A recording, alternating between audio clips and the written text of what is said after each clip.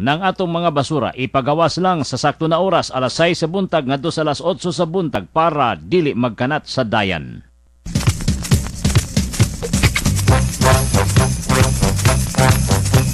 We wish you a Merry Christmas. We wish you a Merry Christmas. We wish you a Merry Christmas and a Happy New Year.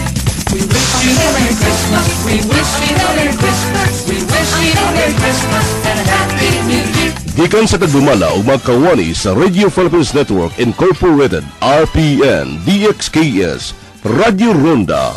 Malipayong Pasko o mabungahong bagong tuig kaninyong tanan. Ang tagna alas 6:16.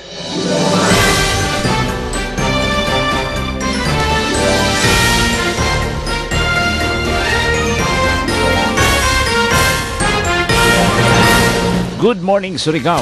Maradyaw na buntag mga Surigaonon, mga kaigsunan, mga silingang probinsya dinhi sa lalawigan sa Surigao del Norte. Maadyong buntag, maupayaga yung tanan mga kabugtuan na dida Awaray, Tacloban o Eastern Samar. Sa Southern Leyte, Bohol, maadyong buntag Sano. Sa Camigan, Agusan del Norte, Agusan del Sur, lakip ng Surigao del Sur, silingang probinsya sa Dinagat Islands o ang mga islang lugar sa Surigao del Norte, diha sa Siargao o Bukas Grande. Good morning. Adlaw karon nga Huwebes, pitsa 13 na ning bulan sa Disyembre tuig 2012. 12 ka adlaw na lamang sa dili pa ang Pasko.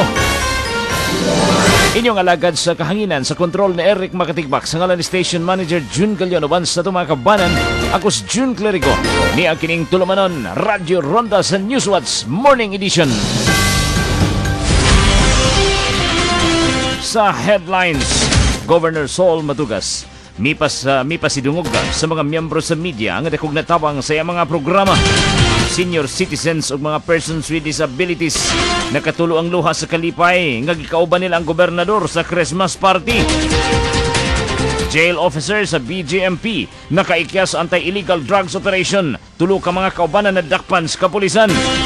Thief and robbery unit sa City PNP mipalapad sa operasyon kontra sa mga kawatan. Nagkagrabing problema sa trafiko gisumbong sa City Council. Lungsod sa season og higakit sa dili madugay makabato na og municipal freshwater hatchery. Mga sospek sa pagpayuhot sa illegal drugs gikasuhan na sa hukmanan. Walay piyansa tungod sa kasong pagpamaligya og ginadiling droga. Pilita Corrales ug Dulce gitakdang moabot karong adlaw. Outstanding teacher sa Surigao del Norte 2012 napili na. GSIS mitanyag og emergency loan ngadto sa mga miyembro dinhi sa Visayas ug Mindanao. Samtang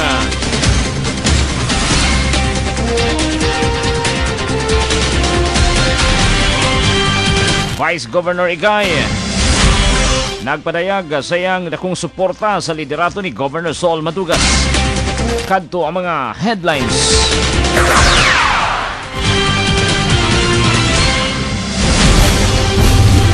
Alas 6:19. Ani ang kining mga detalye sa mga balita dinhi sa atong kaugalingong tugkaran. Ipagawas na ang resulta sa search for the outstanding teacher sa Surigao del Norte 2012. Gitagdang pasidunggan karong adlaw alang sa Teachers Congress nga ipahigayon diha sa Provincial Gymnasium. Sumala pa ni Arturo Croje, ang Provincial Planning and Development Coordinator, nga awarding ceremony simuon karong adlaw sa Provincial Gym og ang mga pinasidunggang bisita mao sila si Congressman Juan Edgardo Angara, ang kongresista sa Aurora Province og si Secretary Losel Siring sa Philippine Climate Change Commission. Isip mao'y mga guests of honor. Sa nasera ng outstanding teachers of Surigao del Norte, gilusad sa kagamhanan sa lalawigan nitong Oktubre alang sa pagpili kung kinsa mga mainglaking magtutudlo dinhi sa lalawigan nga milangkob sa mga division sa Surigao City, Surigao del Norte ug Siargao Division. Kapin sa duha ka bulan ang gihimong search nga opisyal nga gilusad og nahingpit na ang pagpili sa mga kwalipikadong magtutudlo. Sa sunod-sunod nga assessment sa ilang mga dokumento, background check o final interview.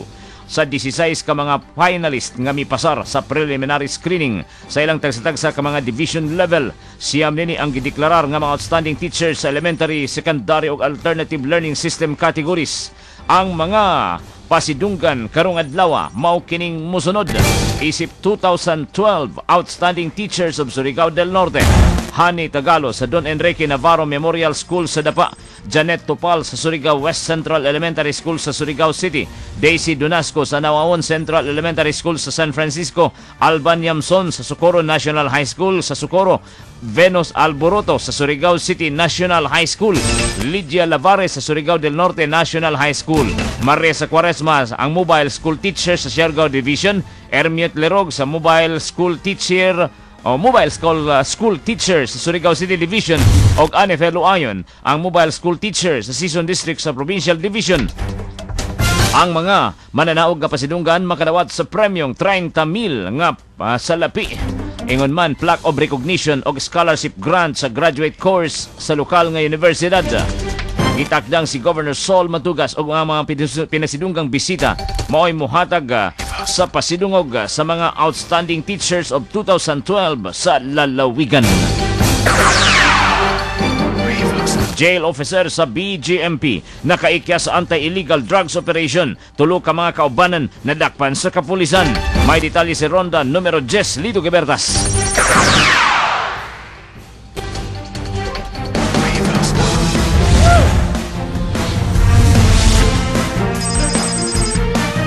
Nausab sa laing operasyon ang mga tinugyanan sa kapulisan pagpalapad kini sa ilang kampanya kontra operasyon sa illegal drugs dinhi sa atong dapit sa Surigao.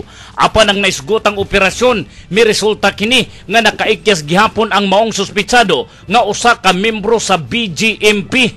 Sa nakuhang impormasyon sa Radyo Ronda, sa maong operasyon, armado ang mga tinugyanan sa kapulisan sa search warrant nga adunay search warrant number 12-10 giisyo kini ni Judge Cesar Bordalba sa MTCC Branch 1 Surigao City. Ang naisgotang operasyon sa mga tinugyanan sa kapulisan sa Intelligence Section sa PNP Provincial Command adunay coordination nini sa PDEA Region 13. Ang subject sa search warrant giila sa pangalang Ernesto alias Lulong Rindon Jr. Kung Ernesto Rindon Jr. alias Lulong, usa ka aol nga membro sa BGMP. Sa gilusad nga inspeksyon o ocular inspection sa mga tinugyanan sa kapulisan didto na sa Pinoy-anan niining si Ernesto Rindon nakuha ang mga drug paraphernalias o ang mga shabu nga wa pa matino ang gibug-aton niini. Tulo ka sako matud pa nga shabu ang nakuha gikan sa iyang residensya og ang mga pinutos usab nga Maria Juana. Nakuha usab ang kas nga kwarta 1,400 ka pesos. Ang mga tinugyanan sa kapulisan miimbitar usab sa tulo ka mga personalidad nga didto sa naisgutang area sa dihang giselbi ang search warrant. Ang mga imbitado og under custody karon sa mga tinugyanan sa kapulisan og subject sila alang sa drug test mao kining mosunod. Darwin Eviota Villasencio, 32 anyos, nga taga Dulong, Borromeo, Barangay Washington, Surigao City. Mian Eviota Vicente Canico, 20 anyos, Barangay Tugbungon, Surigao City. Ug ang ikatulo, babae, gihapon, Maria Incar Napalan, 26 anyos, nga taga M. Ortiz Street, Barangay Washington, ning atong dakbayan sa Surigao. Sa naisgutang operasyon sa pagsulod sa mga tinugyanan sa kapulisan gikan sa PNP Provincial Command ubos sa pagpangulo ni Police Inspector Carlo Eden Mahinay, gipabutan o gipusil kini siya sa maong suspitsadong membro sa BGMP og naigo sa may tiil nga bahin si Inspector Mahinay. Hinungdan nga nagginukdanay apan pakyas gyapon ang mga tinugyanan sa kapulisan nga madakpan ang subject sa naisgutang search warrant.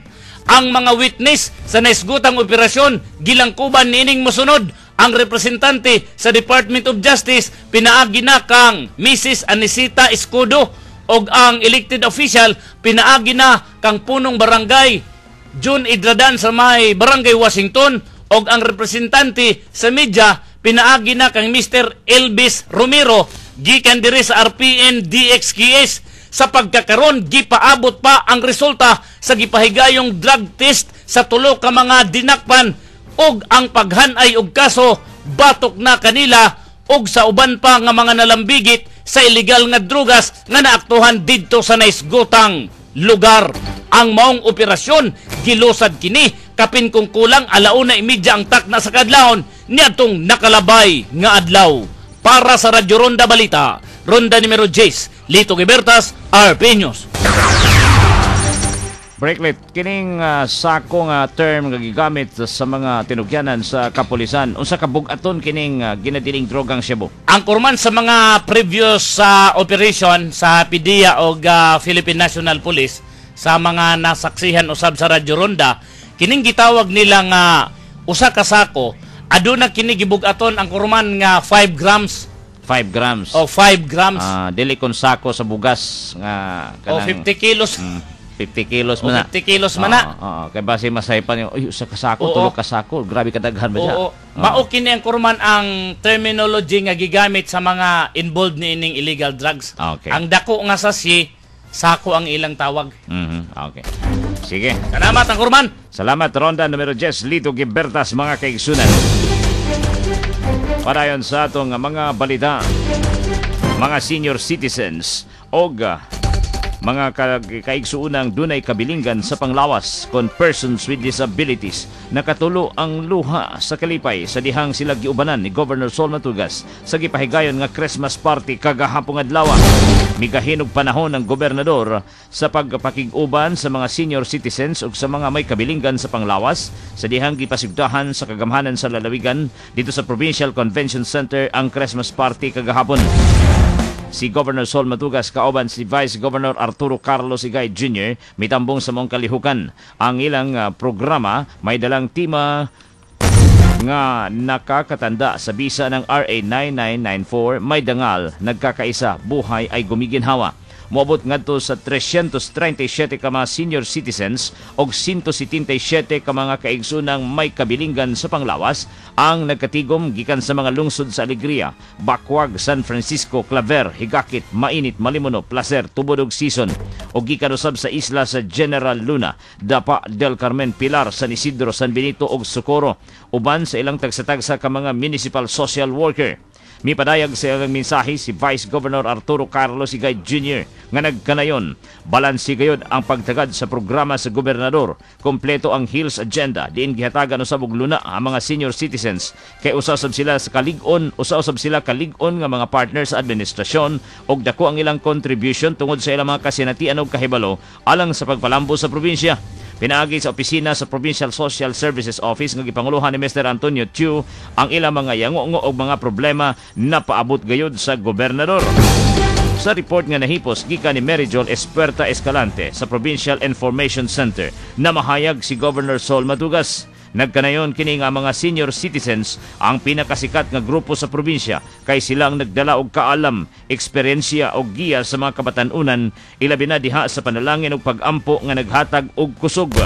Dugang pa ni Governor Sol Matugas nga ang Surigao-non labaw gayud sa tanan kay mapasigarbuhon kita nga ang napili nga National President sa Federation of Senior Citizens usa ka Surigao-non si Mr. Ramon Carlota og kanhi mayor sa lungsod sa Bacuag. Gipahayag usab sa gobernador nga sa sunod tuig pagatukuron sa lungsod sa Alegria ang Provincial Golden Homes ug adto ipahiluna ang mga tigulang nga giabandona na ug wala nay nagatiman ug nagpakabanang pamilya. Hatagan usab og luna ang mga taong may kapansanan kung may kabilinggan sa panglawas aron sa maong lugar ilang isanay ang ilang mga talento ug makapangita sila og ilang panginabuhian. Gusto sa gobernador nga tanang senior citizens miyembro sa PhilHealth aron makatagamtam sila sa mayong serbisyo ug walay gasto sa provincial hospital ug gani na tawo ang programa nga panambay sa senior citizens eksklusibo alang lamang kanila. Gidasig usab ni Governor Sol Matugas ang mga may kabilinggan sa panglawas pinagi sa pagpaambit sa ilang mga nabasang libro mahitungod sa taong way tiil og alima pero malampuson nga nahimong maayong magwawali sa tibuok kalibutan og nahimong adunahan. Gipanghinaot ni Governor Sol Matugas ang mga pag-ampo gikan sa mga katigulangan aron siya madasig sa pagserbisyo kay ang pag-ampo lamang sa mga katawhan ang naghatag og kusog ug kalig-on sa pagpanerbisyo sa kanunay nga iiway sa mga katalagman ug kakuyaw. Ubay-ubay usab nga mga presentasyon ang gipasundayag, mga sayaw ug awit sa nagkalain-laing lungsod. Di nagmabuluko na mga programa, ilabi na sa kuratsa nga miapil pa og sayaw si Governor Sol Matugas. Mapasalamaton usab ang mga senior citizens ug mga taong may kabilinggan sa paggahinog oras sa gobernador, ilabi na silang nadawat nga mga pinaskuhan. Human sa programa, nakig-istorya pa o nakig-dialogue pa si Governor Sol Matugas. Napamatian nini ang mga yangungo sa mga katigulangan o ang ilang mga panginahanglanon. Mapasigarbuhon usab nga gipahibalo ni Rosemary Catelo, ang Assistant Provincial Social Services Officer, ang resulta sa gipahigayon nga Abilimpic sa Butuan City niadtong Disyembre 3 ug 4. Di ang probinsya nakakuha sa unang dapit sa flower arrangement ni Jobert Mondano, unang ganti sa painting ni Alex Diligencia sa Claver ug unang ganti sa basket waving nga nakuha usab ni Julius Floralde sa lungsod sa Alegria. Alas 6:31. Standby sa dugang mga balita sa atong pagbalik. Mga sospek sa pagpayuhot sa illegal drugs gikasuhan na sa hukmanan, no bail tungod sa kasong pagpamaligyag shabu. Governor Matugas mipasidungog sa mga miyembro sa media nga dakog natabang sa iyang mga programa. Pilit Corrales ug Dulce gitakdang maabot karong adlaw alang sa konsyerto dinhi sa atong lalawigan ug mga adlaw. Samtang Thief and Robbery Unit sa City PNP mipalapad sa operasyon kontra sa mga kawatan. Nagkagrabing problema sa trapiko gisumbong na sa City Council. Kiniuguban pa mga detalye mabati human sa mga pahinumdum alas 6:31.